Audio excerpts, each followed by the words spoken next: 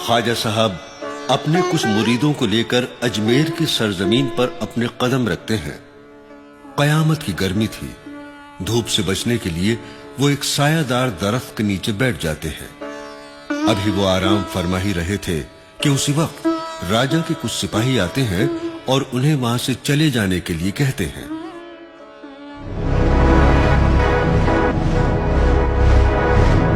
आप लोग कौन हैं? कहां से आए हैं? भाई, हम मुसाफिर हैं, सफर पर निकले हैं, साया देखकर बैठ गए। आप लोग को मालूम नहीं है कि राजा के यहाँ ऊंट बैठते हैं? आप जाइए यहाँ से। भाई, इतना बड़ा जंगल पड़ा है, राजा साहब के ऊंट तो कहीं भी बैठ सकते हैं। ऐसा नहीं हो सकता, आप लोग यहाँ से चले जाइए। राजा के ऊंट यहीं बैठेंगे तो यहीं बैठेंगे, सुना आपने? ठीक है भाई, अब यहाँ राजा के ऊंट ही बैठेंगे। सिपाहियों की बातें सुनकर ख्वाजा साहब अपने साथियों के साथ वहां से चले जाते हैं और दूसरी जगह पर रात गुजारते हैं। जब सुबह होती है तो सिपाही देखते हैं कि सारे ऊंट जमीन से चिपक गए हैं, वो उठ नहीं पा रहे हैं। सिपाही हैरत ज़दा होकर राजा के पास जाते हैं और राजा से सारा वाकया बयान करते हैं। क्या हुआ सैनिक, इतने घबराए हुए क्यों हो? महाराज, हमारे ऊंट धरती से चिपक गए हैं महाराज। ऐसे कैसे हो सकता है? महाराज, हमें तो लगता है जिन फकीरों को हमने वहां से उठाया था, ये सब उन्हीं की करामात है महाराज। शायद तुम ठीक कह रहे हो, वे सच्चे फकीर थे। जाओ ढूंढो उन्हें और उनसे माफी मांगो। जो आज्ञा महाराज। राजा के सिपाही उन्हें तलाश करते हैं। एक जगह पर ख्वाजा साहब आराम फरमाते हुए सिपाहियों को नजर आते हैं। सिपाही उनके पास पहुंचते हैं। ख्वाजा साहब उन्हें बैठने का हुक्म देते हैं। सिपाही बैठने के बाद उठ नहीं पाते और वो भी ऊंटों की तरह जमीन से चिपक जाते हैं। जब राजा को यह खबर लगती है कि हमारे ऊंटों की तरह हमारे सिपाही भी जमीन से चिपक गए हैं, तो वो खुद ख्वाजा साहब के सामने पेश होता है। ख्वाजा साहब राजा को भी बैठने का हुक्म देते हैं। राजा जब बैठता है तो वो भी चिपक जाता है। लाख कोशिश के बावजूद जब वो उठने में नाकाम रहा तो हार कर ख्वाजा साहब से माफी मांगने लगा, गिड़गिड़ाने लगा। तब ख्वाजा साहब को उस पर रहम आ जाता है और उन्होंने जमीन को हुक्म दिया, ऐ जमीन, मैं तुझे हुक्म देता हूं, तू इन सबको आजाद कर दे। उनके हुक्म की तामील हुई और वो सभी आजाद हो जाते हैं। राजा बार बार उनकी इस मेहरबानी का शुक्रिया अदा करता है।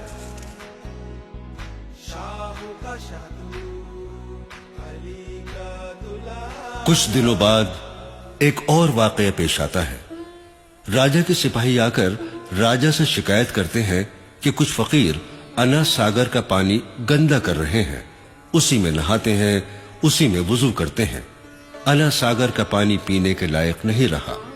राजा परेशान और फिक्रमंद हो जाता है। वो जादूगर जयपाल को बुलाकर मशवरा करता है। जयपाल राजा से कहता है कि आप उन फकीरों को अना सागर से पानी मत भरने दो। राजा ऐलान कर देता है कि उन फकीरों को तालाब के करीब भी नहीं आने दिया जाए। ख्वाजा साहब अपने मुरीद को कहते हैं कि जाओ, इस कासे में तालाब से पानी भर लाओ। मुरीद कासा लेकर तालाब पर पहुंचता है तो राजा के सिपाही उसे पानी लेने से मना कर देते हैं। ए भाई, हमें एक कासा पानी भर लेने दो। राजा साहब का हुक्म है, अना सागर से पानी नहीं भरने दिया जाएगा। पानी तो खुदा की नियामत है। हम कुछ नहीं जानते, आपको पानी नहीं मिलेगा, आप यहाँ से चले जाओ, जैसी अल्लाह की मर्जी। वो खाली कासा लेकर ख्वाजा साहब के हुजूर में पेश होता है। मुरीद उन्हें सारा वाकया बयान करता है कि राजा के सिपाहियों ने पानी लेने से मना कर दिया। ये सुनकर ख्वाजा साहब नाराज होकर मुरीद से कहते हैं, तुम जाओ और अना सागर के करीब जाकर कहो, ऐ पानी, तुझे ख्वाजा साहब ने बुलाया है, तू मेरे इस कासे में आ जा। मुरीद कासा लेकर दोबारा अना सागर पर आता है और पानी को ख्वाजा साहब का हुक्म सुनाता है। पानी खुद ब खुद उस कासे में आ जाता है। तालाब सूख जाता है। एक बूंद भी पानी नहीं बचता अना सागर में। हाय देखो, तालाब कैसे सूख गया। अब हम और हमारे पशु क्या पिएंगे। ये सब कैसे हुआ। ये तो अल्लाह ही जाने, कयामत आने वाली है। चलो चलो राजा के पास चलते हैं, चलो। राजा की तमाम अवाम परेशान हो जाती है और राजा के दरबार में फरियाद लेकर हाजिर होती है। महाराज, अनर्थ हो गया, तालाब का सारा पानी सूख गया, एक बूंद पानी नहीं बचा। अब क्या बक रहे हो सैनिक? भरा हुआ तालाब एकाएक कैसे सूख सकता है? हाँ महाराज, हम पानी भरने गए थे, मगर हमने देखा पूरा तालाब सूखा पड़ा है। महाराज, एक फकीर आया था, पहले हमारे लौटाने से लौट गया, दोबारा फिर आ गया, तो तालाब का सारा पानी खुद ब खुद उसके कासे में आ गया। ये सब हमारी गलतियों का नतीजा है। हमने उन फकीरों को पानी नहीं लेने दिया, इसीलिए ये सब हुआ है। चलो हम सब मिलकर उनसे माफी मांगते हैं। वो बड़े दयालु हैं, हमें माफ कर देंगे। हमें माफ कर दो बाबा, हमसे बहुत बड़ी गलती हो गई। हम तालाब का पानी वापस कर देते हैं। पानी पर सभी का हक है।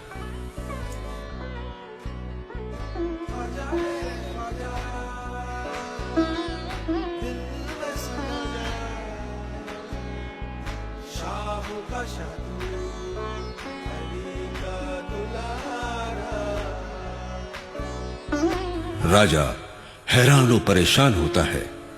राजा जयपाल जादूगर का सहारा लेने पर मजबूर हो जाता है।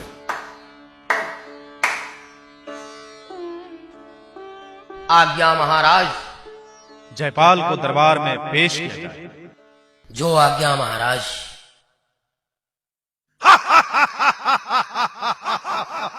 मेरा नाम है जादूगर जयपाल। मेरा नाम है जादूगर जयपाल। जादूगर जयपाल की जय हो। कहो सैनिक, कैसे आना हुआ? आपको महाराज ने याद किया है। महाराज ने? ठीक है, तुम जाओ, मैं भी आता हूं। जैसी आज्ञा।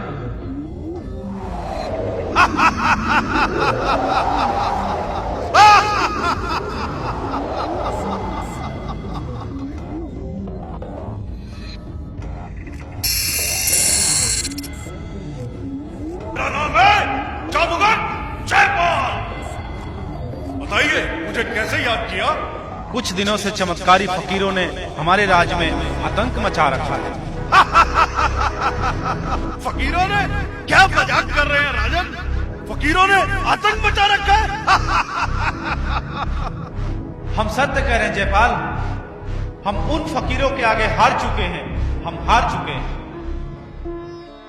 कभी तालाब का पानी सुखा देते हैं, तो कभी ऊंट चिपका देते हैं। हम उनसे हार चुके हैं जयपाल, हम उनसे हार चुके हैं।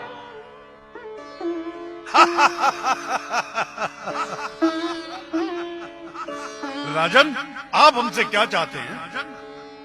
जयपाल, हम चाहते हैं कि तुम अपने जादू के बल से उन फकीरों को अजमेर से भगा दो।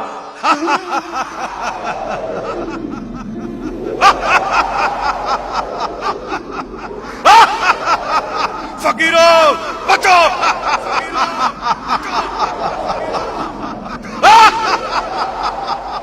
जयपाल ख्वाजा साहब को जादुई लड़ाई लड़ने के लिए ललकारता है। ख्वाजा साहब अपने साथियों से कहते हैं कि तुम सभी इस गोल दायरे के अंदर आ जाओ, हर मुसीबत से महफूज रहोगे। जयपाल, हम तुझे जादुई जोर आजमाई का पूरा मौका देते हैं। तू जी भरकर जोर आजमा ले। मेरा नाम है जादूगर जयपाल।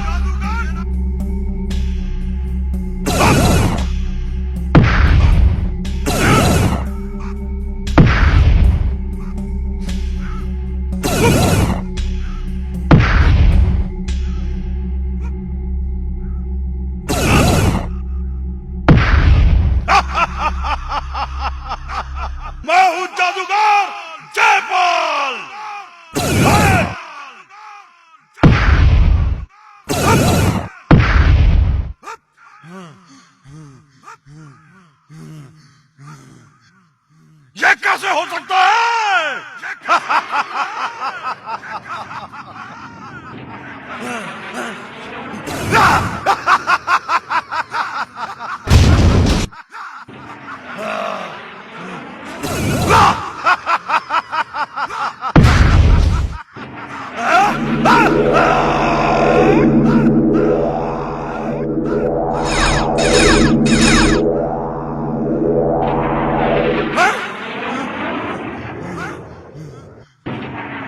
ये कैसे हो सकता है? ये कैसे हो सकता है?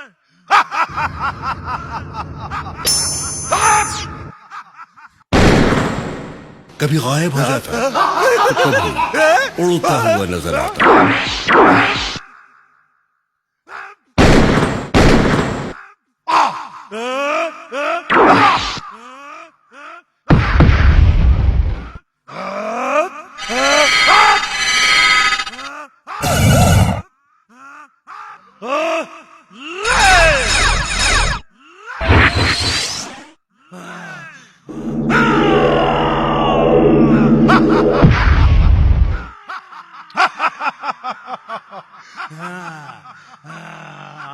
ले मेरा सर्पदंड।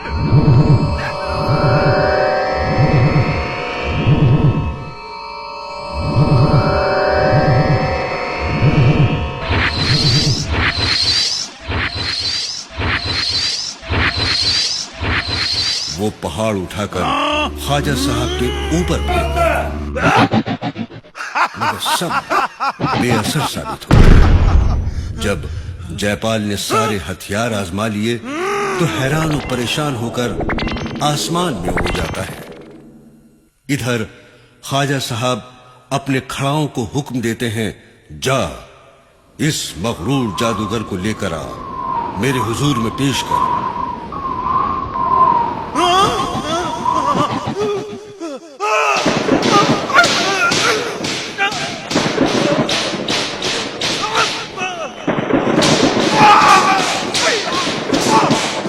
ख्वाजा साहब की खड़ाओं जाती है और जयपाल को पीटते हुए ख्वाजा साहब के हुजूर में पेश करती है। बाबा मुझे माफ कर दो बाबा, मुझे माफ कर दो बाबा। जयपाल हार मान चुका था। वो ख्वाजा साहब से माफी मांगता है और खुद को इस्लाम में शामिल कर लेने के लिए ख्वाजा साहब से इल्तिजा करता है। ख्वाजा साहब उसे माफ कर देते हैं और इस्लाम में दाखिल कर लेते हैं।